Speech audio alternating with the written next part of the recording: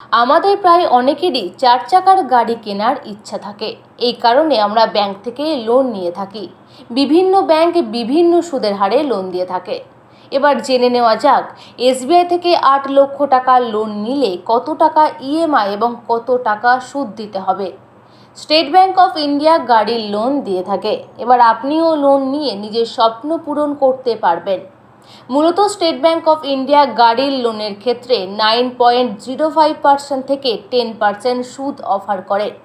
Electric গাড়ি ক্রয় করতে চাইলে এসবিআই থেকে 8.95% থেকে 9.65% সুদে লোন নিতে পারেন।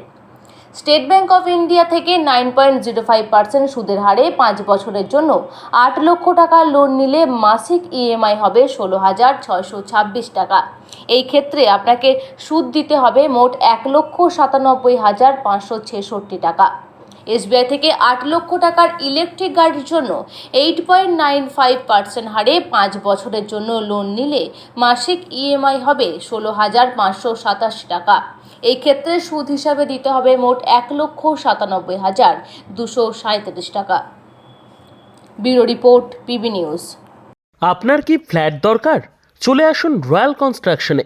এখানে সুলভ মূল্যে জমি জায়গা ক্রয় ও বিক্রয় করা হয়, অথবা জমি সংক্রান্ত কাগজপত্র সঠিকভাবে তৈরি করা হয়। পূর্ব বর্ধমানের একমাত্র প্রতিষ্ঠান, তার নাম রয়্যাল কনস্ট্রাকশন। আজই চলে আসুন। ঠিকানা পূর্ব Bardhaman hawkers market, room number 24, দ্বিতলে। যোগাযোগ করুন এই নম্বরে 9674700421 অথবা 8967838995। আর দেরি নয়, এখনই চলে আসুন রয়্যাল কনস্ট্রাকশনে।